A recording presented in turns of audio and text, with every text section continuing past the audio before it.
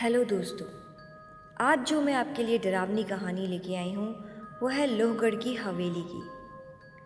हिमाचल की एक बर्फीली पहाड़ियों के बीच बसा था एक छोटा सा भूला हुआ गांव लोहगढ़। वहाँ के लोग शाम ढलते ही अपने घरों के दरवाजे बंद कर लेते थे। बच्चे रात में बाहर खेलने की जिद नहीं करते थे और गांव के बीचों बीच खड़ी थी एक पुरानी काली पड़ चुकी हवेली जिसे राय बहादुर की कोठी भी कहा जाता था। लोग कहते थे कि 1940 में उस हवेली में रहने वाला एक पूरा परिवार रातों रात गायब हो गया था। ना कोई चीख सुनाई दी, ना कोई लाश मिली। बस अगली सुबह हवेली की दीवारों पर इंसानी हाथों की काली परछाइयाँ बनी हुई थी। और तभी से उस हवेली के अंदर रात में एक पुराना गाना सुनाई देता है, घर मत आना। समीर एक पैरानॉर्मल रिसर्चर था। भूत प्रेत और आत्माओं पर रिसर्च करना उसका जुनून था। जब उसे लोहगढ़ की हवेली के बारे में पता चला तो वो अपने दोस्तों आर्यन और मेघा के साथ वहाँ पहुँच गया। गांव वालों ने उन्हें बहुत रोका। एक बूढ़ी औरत ने कांपती आवाज में कहा, रात के बाद उस हवेली में जो जाता है वो वापस इंसान बनकर नहीं लौटता। लेकिन तीनों हंस दिए। उन्हें लगा गांव वाले अंधविश्वासी हैं। रात 11 बजे हवेली का दरवाजा खुलते ही अंदर से बर्फ जैसी ठंडी हवा आई। पूरा घर धूल से भरा हुआ था। दीवारों पर पुराने चित्र लगे थे जिनकी आंखें अंधेरे में भी चमकती लग रही थी। हॉल के बीचों बीच एक पुराना ग्रामोफोन रखा था। समीर कैमरा सेट कर ही रहा था कि अचानक ग्रामोफोन अपने आप चल पड़ा। तीनों मानो जम से गए। उसमें कोई रिकॉर्ड नहीं था। फिर भी उसमें से धीमी आवाज़ आने लगी और वही गाना बजने लगा, घर मत आना, घर मत आना। मेघा डर कर पीछे हट गई, लेकिन आर्यन हंस पड़ा।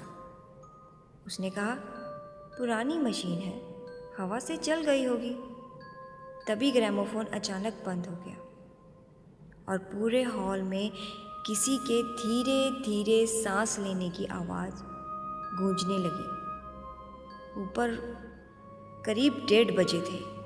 ऊपर की मंजिल से किसी बच्चे के रोने की आवाज़ आने लगी। सिसकियाँ इतनी दर्द भरी थी कि मेघा के रोंगटे खड़े हो गए। तीनों टॉर्च लेकर ऊपर पहुँचे। कॉरिडोर के आखिर में एक भारी लोहे का दरवाज़ा था जिस पर जंग लगे शिकंजे लगे हुए थे। समीर ने मुश्किल से दरवाज़ा खोला। अंदर सिर्फ एक चीज़ थी। वो थी एक बहुत बड़ा पुराना आईना। कमरे में कदम रखते ही रोने की आवाज़ बंद हो गई। मेघा ने डरते डरते आईने की तरफ देखा और उसकी चीख निकल गई। आईने में उसका चेहरा नहीं था। वहाँ एक बूढ़ा आदमी खड़ा था जिसके चेहरे पर चमड़ी नहीं थी। उसकी आंखें पूरी सफ़ेद थी। वो मेघा के ठीक पीछे खड़ा मुस्कुरा रहा था। मेघा तुरंत पीछे मुड़ी, लेकिन वहाँ कोई नहीं था। उसका दिल ज़ोर ज़ोर से धड़कने लगा। डरते हुए उसने दोबारा आईने में देखा, पर इस बार आईने के अंदर वाली मेघा मुस्कुरा रही थी, जबकि जो असली मेघा थी वो रो रही थी।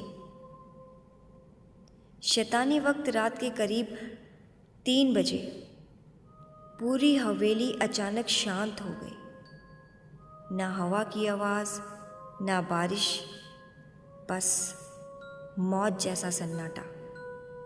तभी समीर को एहसास हुआ कि आर्यन गायब था।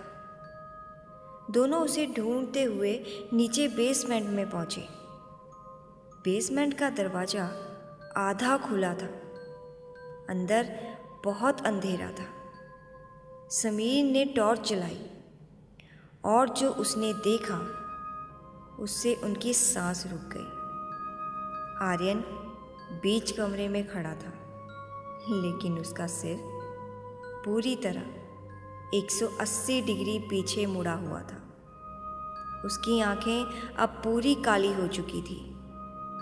अब धीरे धीरे मुस्कुराया वो और एक ऐसी आवाज़ में बोला जो इंसानी नहीं लग रही थी।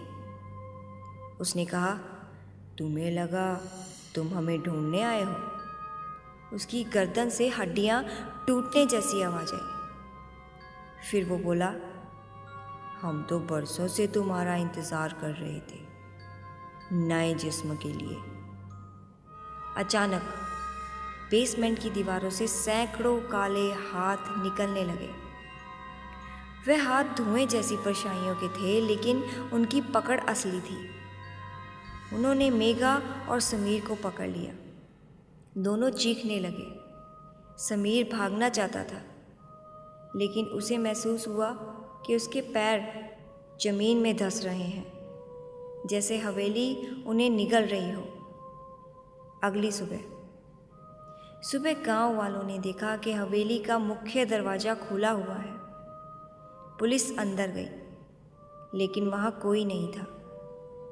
ना समीर, ना मेघा, ना आर्यन, बस